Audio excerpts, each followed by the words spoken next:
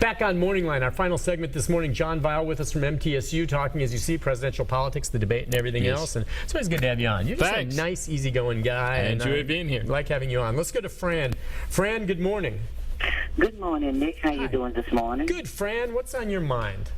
I just have 3 comments I just want to touch base on. And first thing is, it amazes me how people want to criminalize and dehumanize Hillary Clinton for Bill's mistake and legalize what Trump has said and done.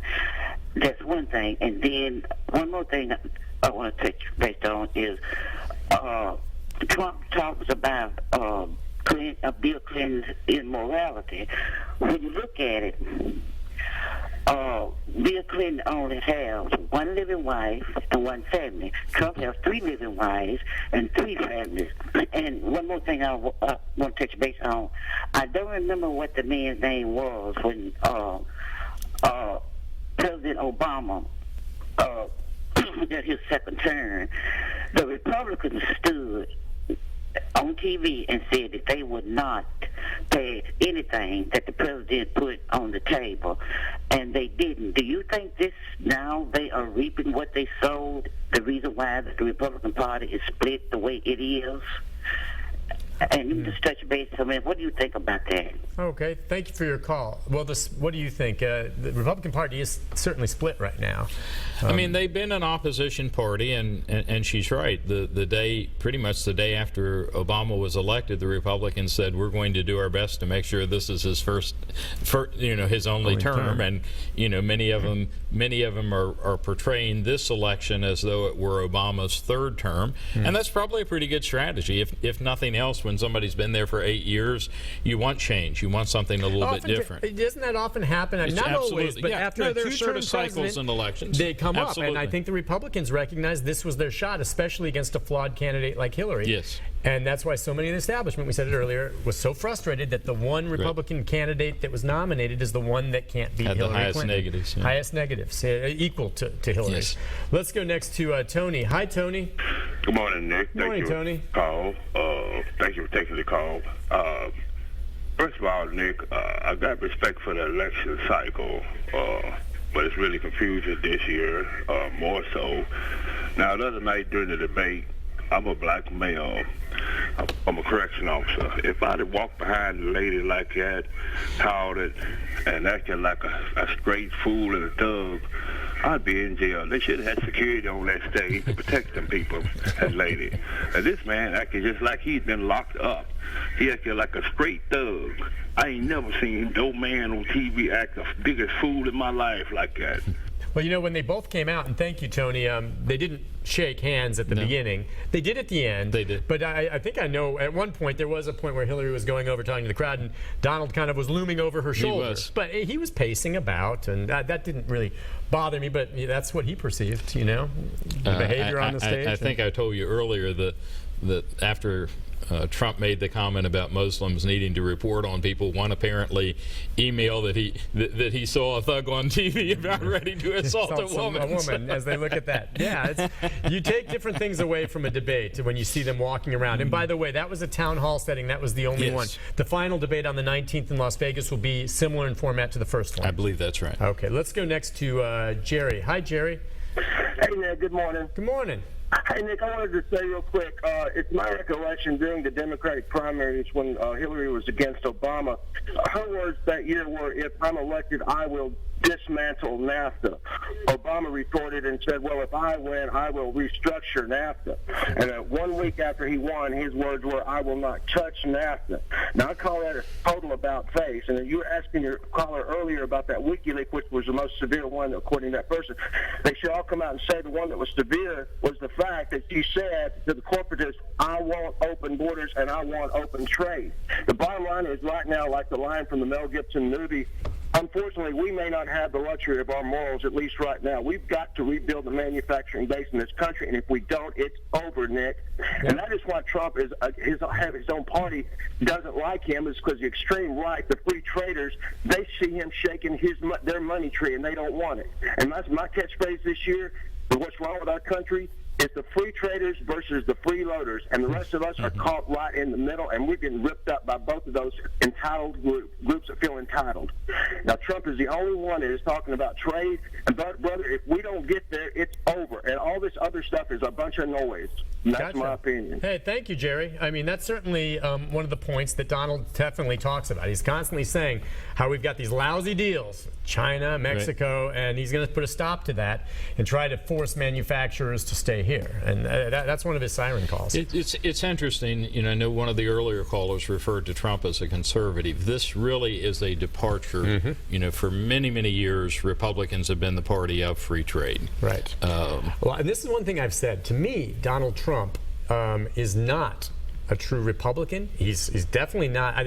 He's certainly a latecomer. Yeah, evangelicals support him. You know, he's flip-flopped on abortion, things like this. Yes. I think if Donald Trump were to win, many of the conservatives who supported him, once he's in office, will be surprised, and I think some of the Democrats as well will be surprised to see some of the stands he ends up taking. I can't put a finger on him, but he is not a true Republican by any means. I'm not saying he's a Democrat, but he is unto himself, and he's something of a wild card. Something of a wild card. You don't really know what you're going to get completely with him if you look at his background and some of his stands in the past. Let's go to Peter. Hi, Peter. Hey, Nick. Hey, Pete. What's on your mind? Well, a couple of comments on some of the remarks. First of all, I completely agree with Jerry. He really gave him, you know, he's an intelligent person. I like a lot of what he said. It's a good call. But second of all, for Foggy, he was bragging about being a Democrat and then talking about how Republicans, you know, stick by their man and regardless. Well, he's always been a Democrat. I've never voted for a Republican in my life. This is going to be my first election where I voted as a Republican. So I think, and that's based upon my perceived perception of what's happening to this country. I think this is our last chance to save the country. Second of all, the one caller talked about, you asked her what was wrong with Obama. I think that summed up one word. He's doubled the debt from $10 trillion to $20 trillion. I've been listening to a lot of the economists. I read the Wall Street Journal, and they're saying that it's not if, it's a matter of when our country has to default.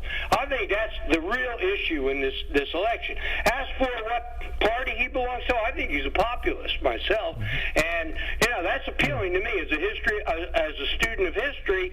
I've always admired the populists. I think maybe we need to go back to the Progressive Party, get away from big money, and concentrate on taking care of the middle class in this country. As for the polls, I don't know where you're getting your polls. I guess the NBC poll. You said she's doubled. The Rasmussen poll, which I think is which just came out today, probably the best of the polls, has her up by 5 points. LA Times USC polls has Trump up by 2 still. That's today's polls. Well, the Wall Street Journal had him up 11, or had her up 11 points, and that's the Wall Street Journal. But, you know, and the NBC poll as well. But yeah, again, and I've said this before, maybe I shouldn't have even mentioned it because I'm being hypocritical. I don't really pay attention to the polls. It's election day, and I've always said the polls right now, you can't buy too much into them. But clearly some of the Republican leaders, including Paul Ryan, are looking at them and saying, you know what, we got to worry about our senators and representatives. You know, we don't think Donald can win. That's my take away from yesterday. But yeah, the polls, yeah, you're right. I don't want to take too much into them. Who knows? Let's go real quick to Liz. Go ahead, Liz. Yes, my question is this. Not really a question, but a statement. Yeah. If Bill Clinton, I guess we would call him, if Hillary were to be elected, God forbid, that he would be the first man of the White House. He sat in the presidential seat and committed sexual crimes. Or, you know, however you would want to word that. Indiscretions, I guess. Indiscretions, yes. Whatever, yeah. If the roles were, and people want to know why Bill's getting dragged in, if a first lady, if it were a male running for the Democratic Party, and a first lady committed those same crimes with a male, you know, he's going to serve as the first lady man, whatever you want to call it. That's not a very good representation of the United States of America either. When you're married, your spouse, to me, also represents you. Oh, yeah, it's certainly part of the team there. Now, I've always believed first ladies, they like vice presidents almost. Yeah, they can play a role, and some take on more than others, but they're mostly ceremonial. Sure. You know, they're not the ones that I really don't care about the first ladies or first man. What will he be called? I think they first said what man. Would it be called? Would it be first man? Would it be think first gentleman? Because we got first lady. Is it first woman? Gentleman might be an overstatement. I know, I'm just saying though, but the first lady as opposed to first woman, but it's always been first lady. Would he be called first man? It's weird. I don't know. They come up with something else if it comes to that. But yeah, a lot of people are trying to judge Hillary to some degree because of her husband, and we'll see how that plays out. So we've got 4 weeks left. I'm wondering, we haven't seen, and I suspect if there was a so-called bombshell to come from WikiLeaks, at some point that would have come out by now. And I think we'll probably see more leaks that could be damaging to. I do wonder why WikiLeaks is releasing all this stuff and it's all just Hillary. I'm just guessing if they hack in and they get all kinds. Why aren't we getting some releases? And I'm not saying they should or shouldn't, but it's just interesting.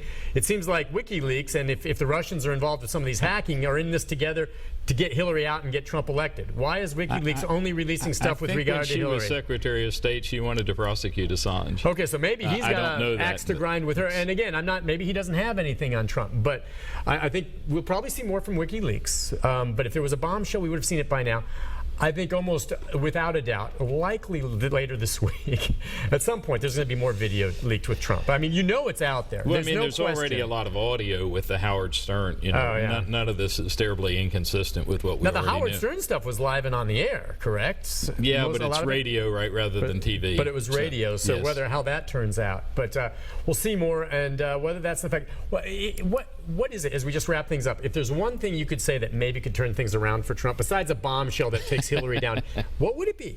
Does he have to change, in your opinion, his tone so he doesn't keep appealing to his core? And maybe what can he do to draw new voters in? The one thing that the big bombshell that could happen in the election would be if he were to step aside and Pence were to move up. I mean, then everybody would have to recalibrate. Now, whether it's you think Pence could win? I think he'd have a much better chance than Trump would. Okay. So much more. Listen, great phone calls this morning. A lot of different opinions out there as this continues to evolve. You know we'll be doing it again. Professor, it's always a pleasure. Thank you for coming on. It's just an interesting conversation. I appreciate every single caller's point of view, and they all had different ones, and it's interesting. I respect them all. Folks, stay tuned. We'll have a programming note about tomorrow right after this. Thanks again, Professor. You're welcome.